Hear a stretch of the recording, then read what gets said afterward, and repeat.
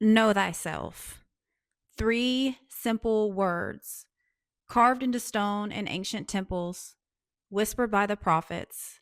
This was written overhead at Delphi, echoed by mystics. For thousands of years, these words were considered the key to the mysteries, the doorway to liberation, to truth, to God.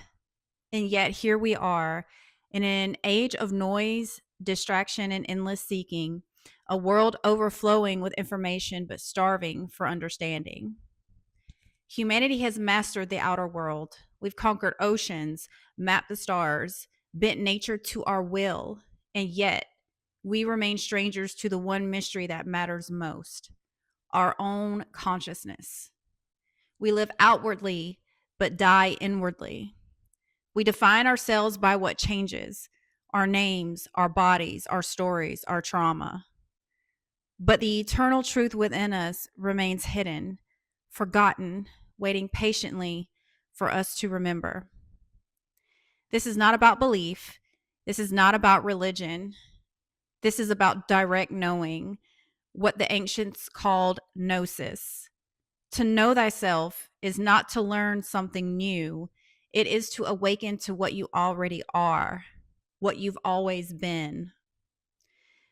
The illusion of the surface self. When most people are asked, "Who are you?" they answer from the surface. I am my name. I am my past. I am my profession. I am my pain. But these are shadows cast upon the wall of the cave. They are not the source of the light. You are not your name. That was given to you. You are not your story. That was written through experiences that you are already gone. You are not your emotions. They rise and fall like tides, never the same twice. You are not your thoughts. They visit you and vanish like clouds across the sky. If you are none of these things, then what remains? What is the one thing that never leaves? What is present in childhood, in adulthood, in joy, in sorrow, in heartbreak, in sleep, and even in the silence between those thoughts? Awareness. This is who you are, that still observing presence behind everything that happens, the one who watches, the one who knows, the unchanging witness in the storm of change. But to find that, you must journey inward, past illusion, past identity, past your fears. So, what does it mean to truly know ourselves? The Gnostics understood human beings as having three aspects: the body, the soul, and the spirit. The words spirit and soul are so familiar that we presumably know what they mean. But do we really? What exactly is a soul? And how is it different from a spirit? Today, we use these terms without applying a deeper meaning, but the Gnostics had a clear and definite meaning for these words.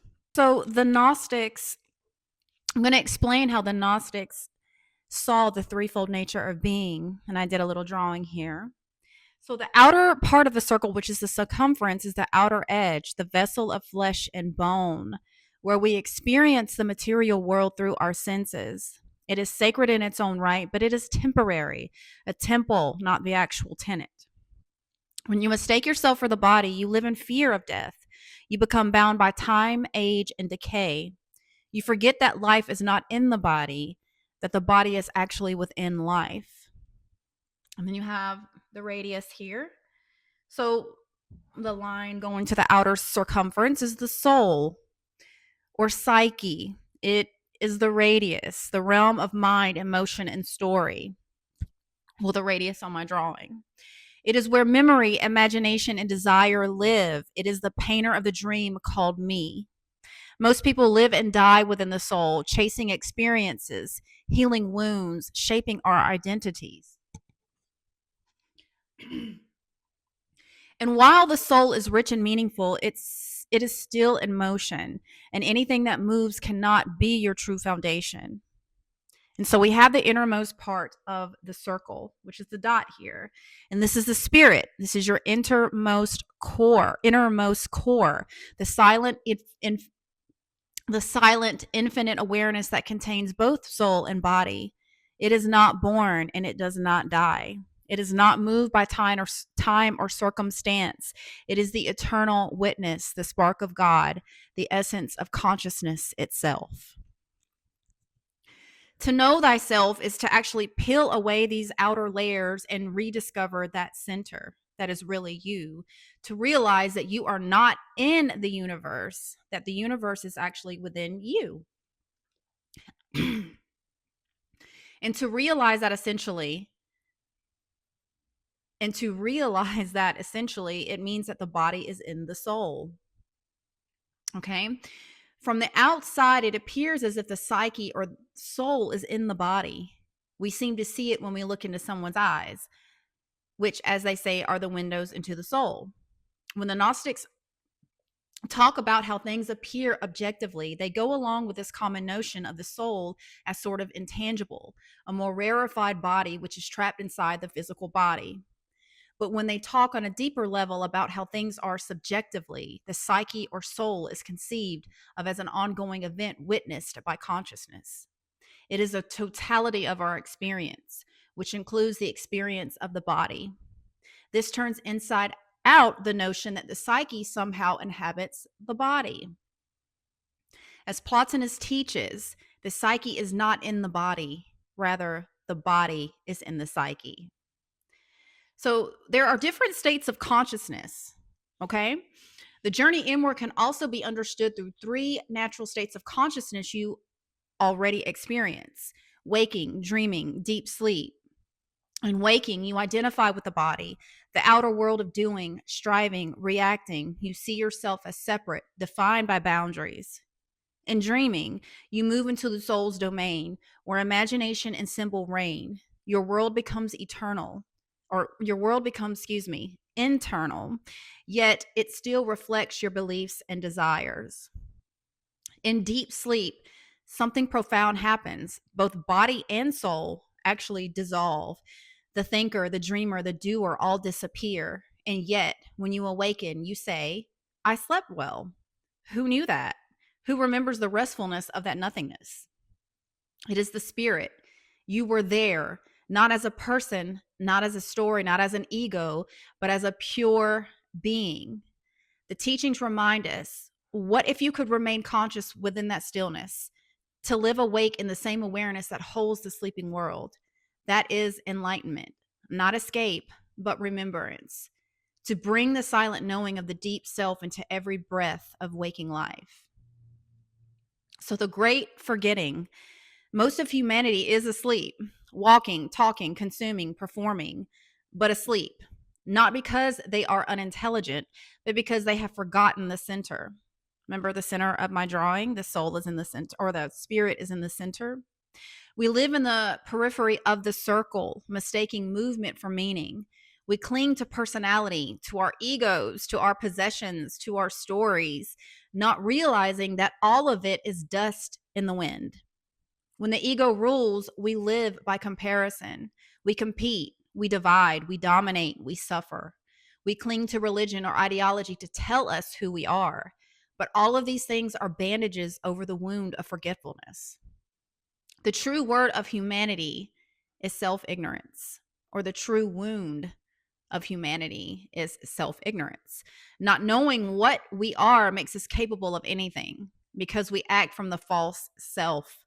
To remember spirit is to awaken from that dream of separation. So I'm going to talk about the inner resurrection, how we can get out of this forgetfulness. So when truth dawns, even for a moment, it feels like death. Because the false self begins to crumble when people start awakening to who they are. The ego cannot survive the light of awareness. You begin to feel an inner dying, not of your body, but of the illusions around you, the illusion of your life. You realize that you are not the one living a life, but life itself is living as you. This is what the ancients meant by resurrection. Not a body rising from a tomb, but consciousness rising from sleep. the death of ignorance and the rebirth of knowing, of awareness. To know thyself is to awaken the divine within you, the part that cannot be destroyed, that was never born, that shines quietly behind all forms. This is the Christ within, the Buddha within, the spark of the eternal within all things. So I'm going to talk about from the psychic to the pneumatic. Well, pneumatic is probably a new word for all of you, but the ancient initiates spoke of two stages of spiritual life, the psychic and the pneumatic. The psychic person still lives from the soul, guided by emotion, thought, and belief. They may be kind, spiritual, or even devoted, but they have not yet pierced beyond the veil. The pneumatic person lives from the spirit, the center, aware of the divine presence in all living things. They no longer believe in God. They know God as their own being. Their life becomes a living prayer, every action, every breath, a reflection of the sacred. This is the transformation, the passage from seeker to knower, from the one who prays for the light to the one who is the light. So how do we awaken? How do we return? Not by striving, not by accumulating knowledge or performing rituals, but by stillness, by inward attention, by ceasing to identify what changes. When the storm of thought quiets, the sky of awareness reveals itself. You begin to see that silence is not empty, it is full of presence. That awareness is not passive, it is the birthplace of creation. Every practice, meditation, Reiki, prayer, tarot, chanting, they are all doors to the same place, the silent center within, that center that's within that your body.